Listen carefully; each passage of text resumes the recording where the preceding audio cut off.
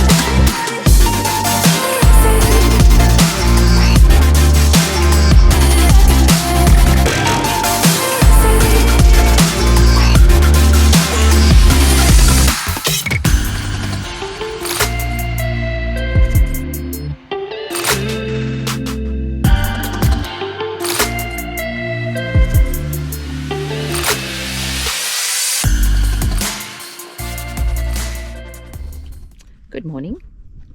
We've arrived down here at the Pink Lake.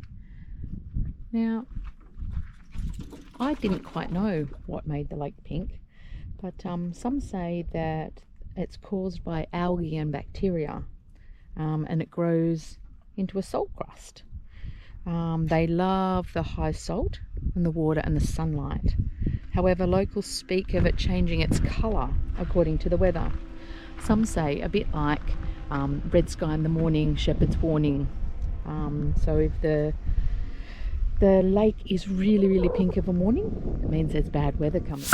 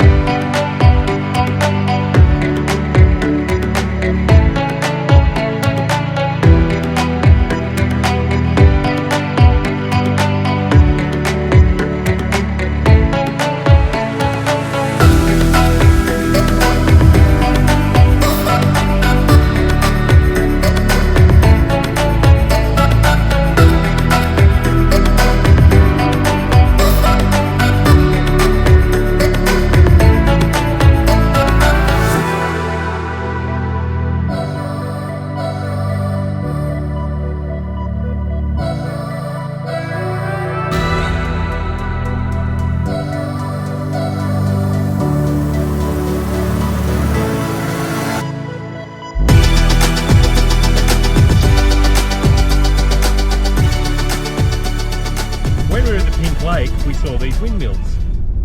So we decided we'd punch it into good old Google and find out where they were, and we found them. So we're actually going to the viewing area now to see a wind farm.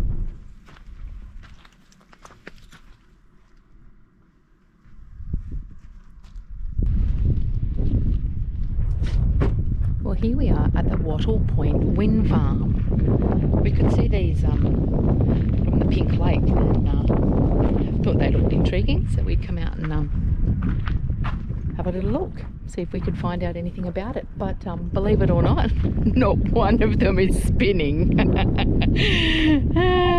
Oh, oh, we've got a little one spinning. Oh, I wonder what the sound would be like from it though.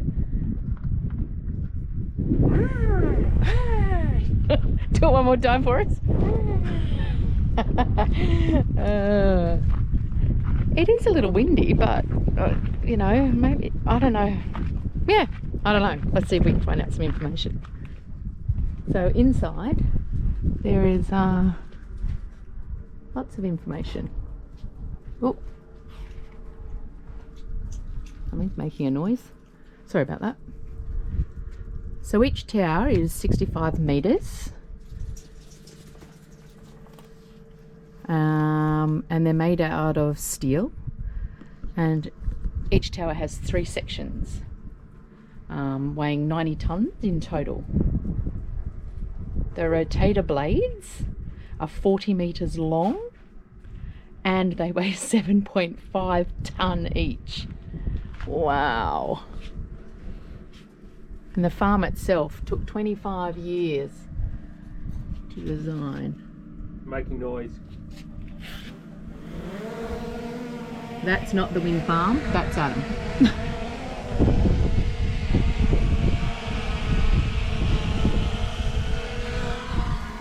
Wow.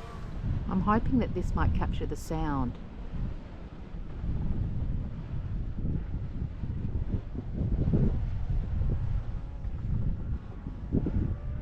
If Adam would stop putting the drone up. I'm trying to capture the sound and you're not helping.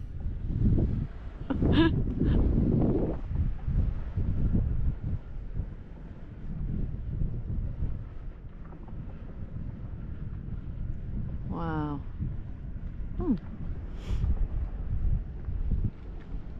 Definitely worth a come and look if you're in this area. Pretty cool.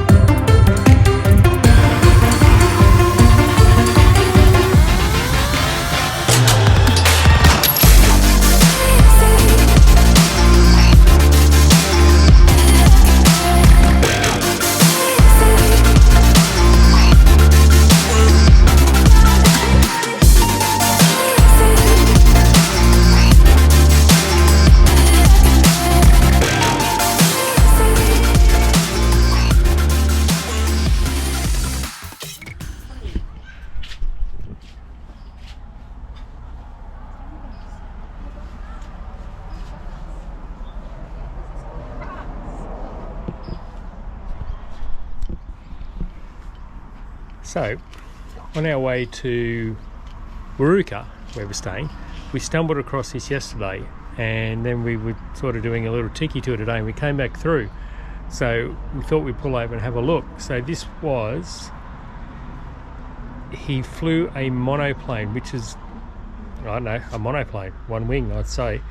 So it was designed during the First World War to meet the Royal Flying Corps' pressing need for a fast single-seat fighter plane with the greatest possible firepower. So it was at that time was one of the fastest aircraft in the world, 132 miles per hour. But it was rejected by the war office that declared it was too fast to land on small French airfields. But when the war ended in 1918, Harry returned home to South Australia with 2 aircraft, an Avro 504K biplane and his beloved Red Devil, which is now housed in the Captain Harry Butler Memorial Hangar to your right. So he was actually killed here. His plane failed and he crashed near Minleton. His passenger escaped unharmed, but Harry never fully recovered from his injuries and eventually died on the 30th of July 1924 at the age of 34. And there's the plane, the Red Devil.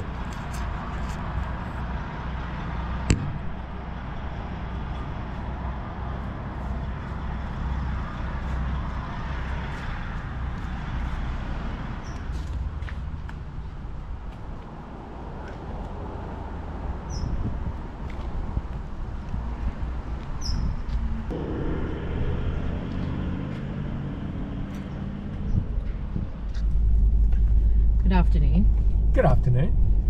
Well, to say I'm a little nervous is an understatement, but we're about to do some beach driving for the first time.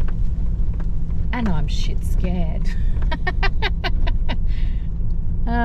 Yeah. I'm not scared to do it, but just scared to get bogged and not be able to get out.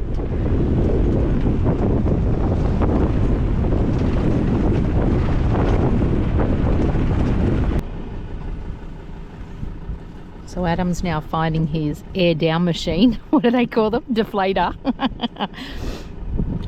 And yeah, we're going to have a go. Just ask me, I'll tell you. It's in with your compressor, Adam. Am I right? Waiting for it.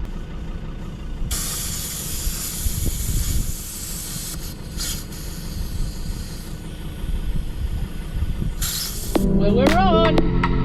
Yeehaw, Grandma.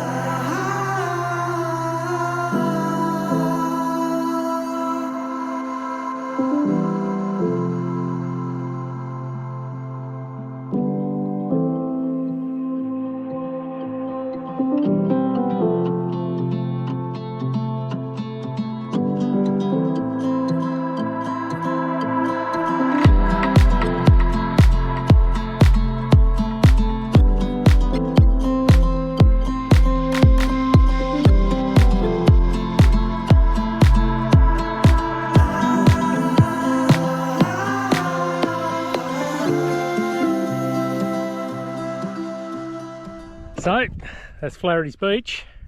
Beach driving done. What else do you do when you're on one of the most pristine beaches in Australia? Cheers.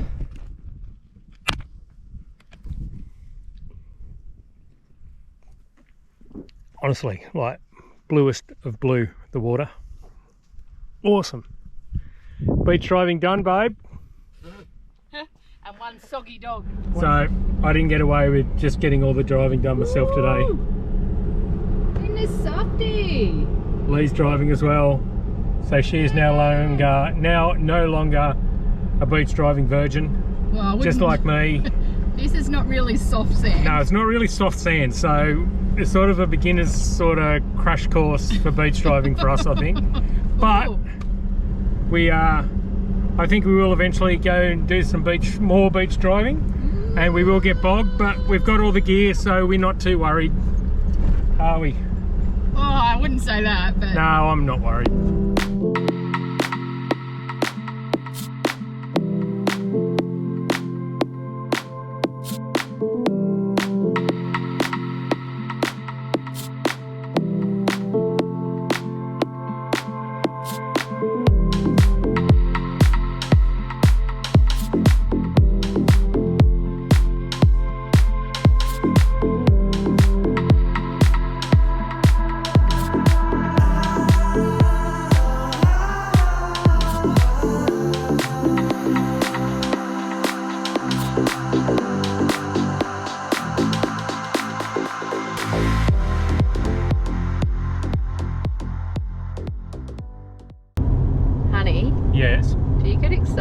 people wave back to you. I do. It makes me feel good.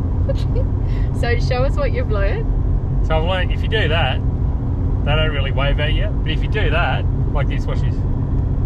she didn't do it. She wasn't telling the cameraman. But if you actually give a wave, they're much more receptive than just doing the 2 finger salute. Right, very good. So we're coming into Moonta now. So we've sort of left the Yorke Peninsula behind. We're up the top now. Staying in Port Hughes for a few days. See what's around. And Catch up with my auntie Bev. who lives? In Moonta. Excellent. You're not really looking at me.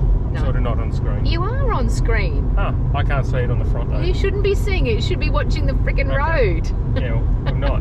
I know you're not. I just love being on camera. So we're going to stay here for 2 or 3 nights and explore what Moonta and the surrounding little towns have to offer.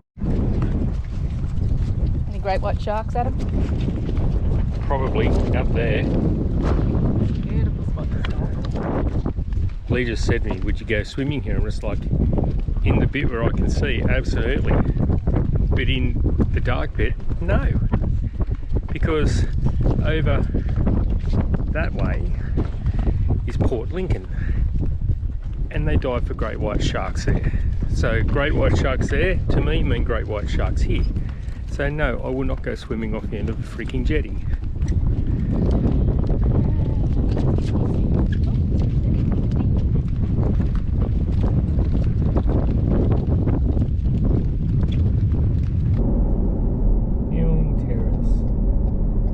That's Auntie Bev's house right there. Where? Just there, that one there. The little stone one? Yeah. Oh. I don't know if she's home or not. Look at that.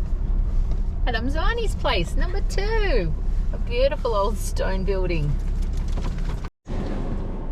Well, Adam's just knocking on the door. And it doesn't look like anybody's home.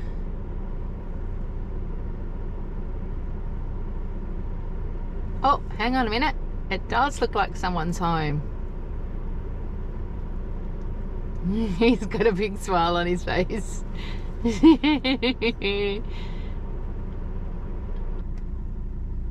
Oh.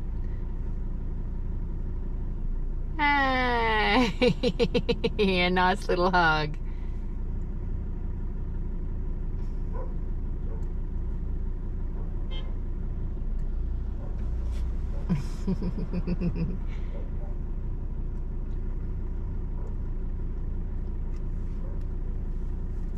What a beautiful old house it is. Stone house, nice and chilled.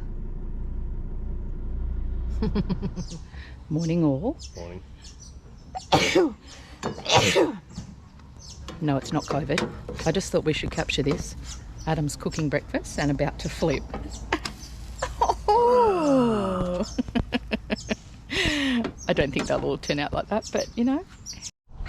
So to challenge himself, he made one extra big.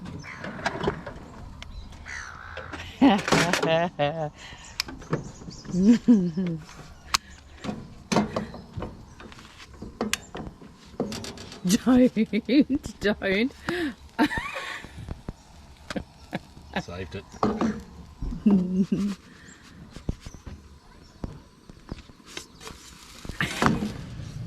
Now pork chops moved over for Daddy. Anybody for pancakes? Oh, hang on. Gotta undo the lid. I had undone the lid.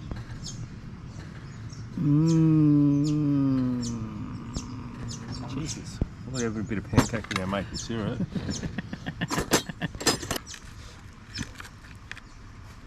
Crunchy in sound. Don't drop it down your shirt.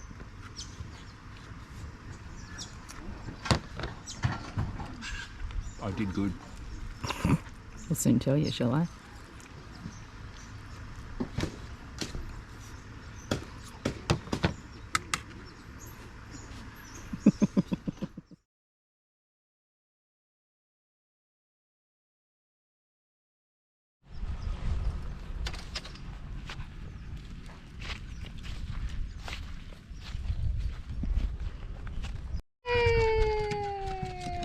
So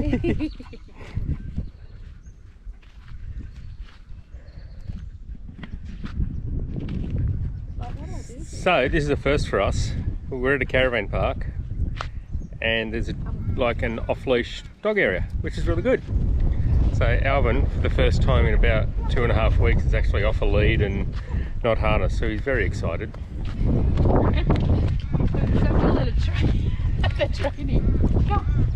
I don't think we're going to have an agility dog. Come on, let's go, let's go.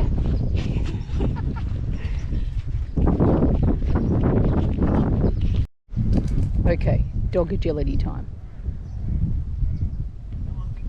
Adam and I come and sit in the shade and he's allowed off leash, and what does he do? He sits beside us.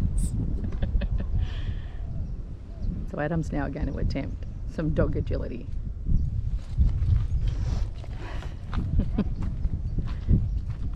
Oh.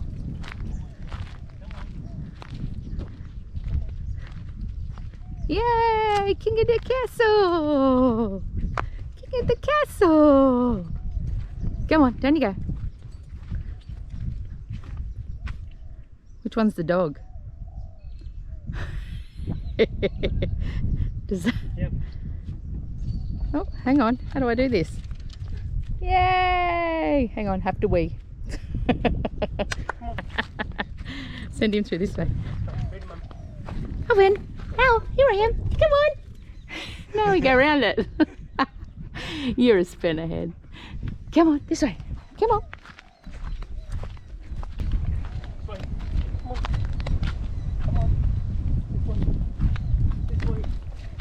No. Oh, I can't do that one then. Alright, come on. This is working so well. What are you doing, dude? Okay, Dad. I'm puffed out, Dad. Fastest agility course ever. So this is the old Tapara Reef Lighthouse. So in 1866, the Tapara Reef, about 15 kilometres west of Moonta Bay, had become a hazard to shipping, being covered by as little as 1 metre of water. A small schooner was fitted out as a lightship. This proved unsuitable, so they built this.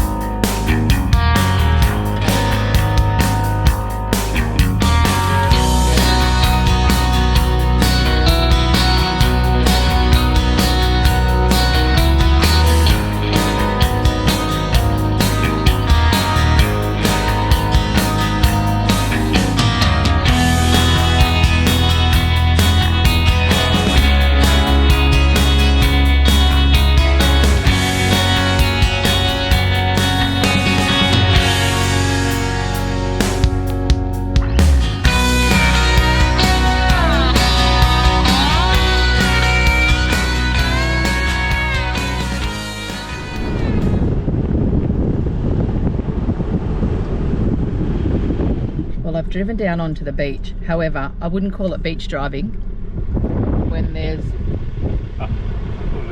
a little Suzuki, I can't even see it on that thing, sitting on the sand. However, it's beautiful. Apparently I say that word too much. No, you say amazing too much. Oh, either.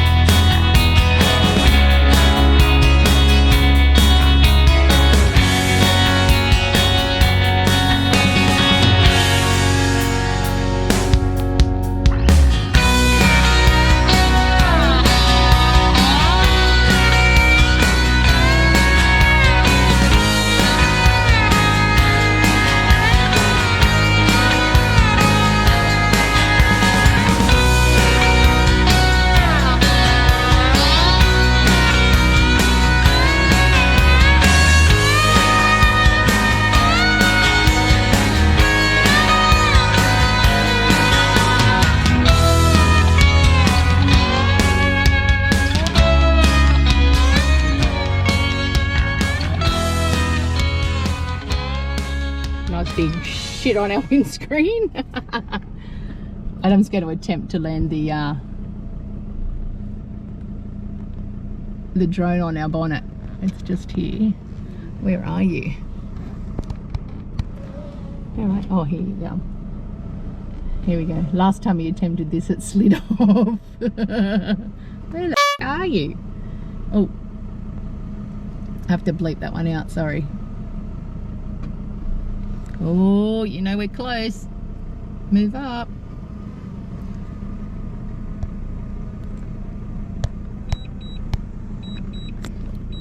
Oh, ah, so clever.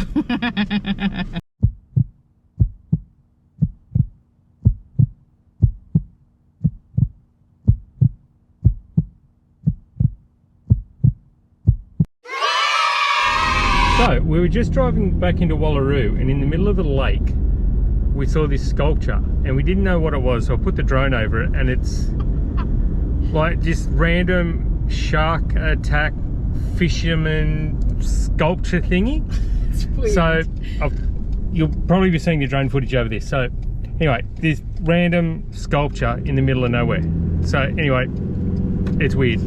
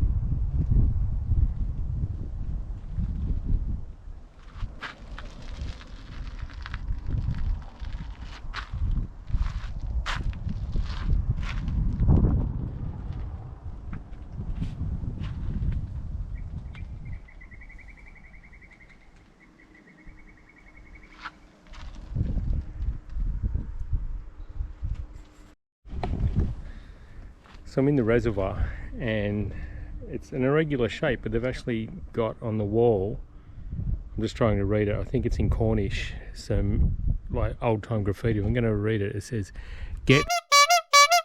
The Richmond's Walk is part of the Richmond's concentrating plant. It was one of three. They were in Moonta, the others being in Hancock and in Ryans. It operated from 1869 until the mines closed in 1923. And basically what it did was it crushed all the ore and made it into a concentrate, and then that went into the shafts that were nearby.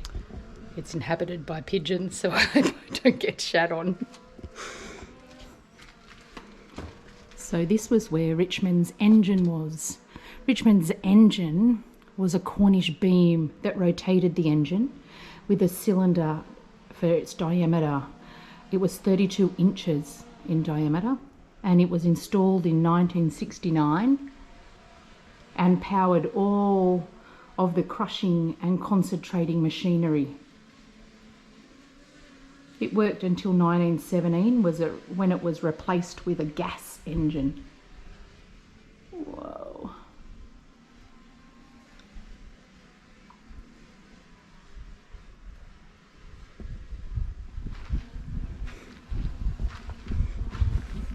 It's just so cool to be able to come and look around places like this, you know. Yeah. Not that I know much about trains and you know, ore or mines, but yeah, it's definitely interesting to look at.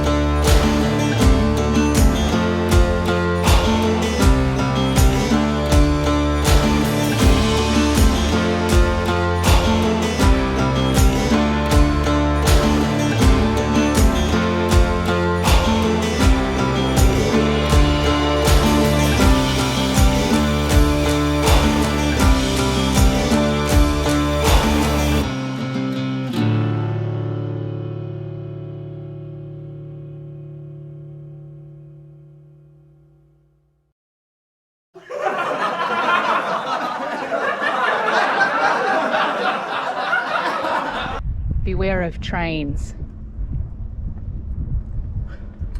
Well, we better stop, Al. Toot, toot. No, I'm married to that. We weren't going to come here. We were actually heading back for lunch to the caravan park, but you know, we saw the sign and we decided to come here on a whim. You know what? I've met a lot of old boilers in my time, but this one takes the cake. I'm hoping somewhere along here there's a smelter. So I know a fair bit about like smelters. So when I was younger, I actually went out with a girl who had really bad BO, and everyone goes, yeah, but she's a nice girl. And I'm just like, yeah, but have you smelt her? So you come across the road, and on the other side is Hughes's engine house. It played a focal role in the operations of the Moonta mine. Its function was to dewater the underground works on the mine, the largest ore body. And the ore bodies, known as Elders and Elders West Lodge, were over 1,000 metres in depth. That's amazing.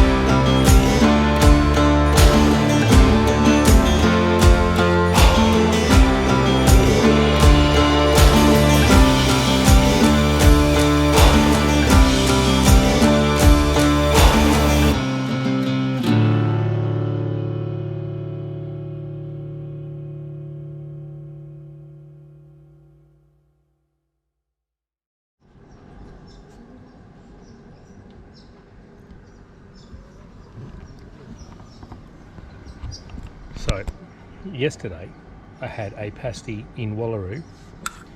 Everyone raved about it. I thought it was pretty ordinary. It was probably about a 5 out of 10. When we were in Moonta just before, I got a Cornish pasty from the Cornish kitchen. I think it's better. The vegetables are chopped up finer. There's a little bit more meat in it. And I'm going to give this about an 8 out of 10. Is he sharing, Al? Is Daddy sharing? You tell him, Dad, can I have some, Dad? A bit, buddy? Oh yeah. It's a hit with Alvin. Well, I just learnt this about Cornish pasties. So, the original Cornish pasty. Sorry. Cornish pasty. So, one end, or 3/4, used to be your meat and 3 veg. And then at the other end, they used to have their dessert like a stewed apple or apple and custard or something like that. And the reason they have the twirl on top and like the crust on top was because they used to take them down the mines for their dinner, and they'd hold on to that and eat it. And then because their hands were dirty from the mine, the meat and everything wouldn't get dirty. It would stay on the crust, and then they'd just throw the crust away. And that's how the Cornish miners used to take their lunch down into the mines.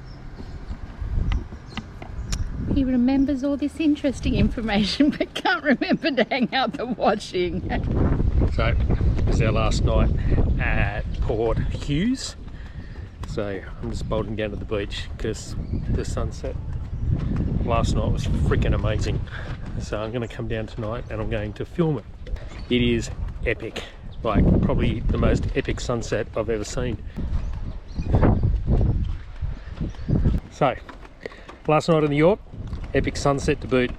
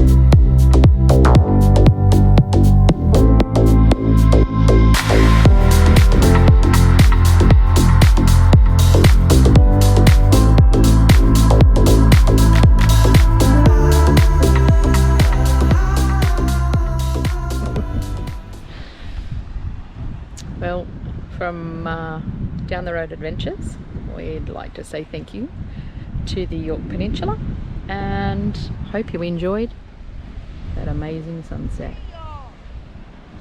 We'll see you down the road.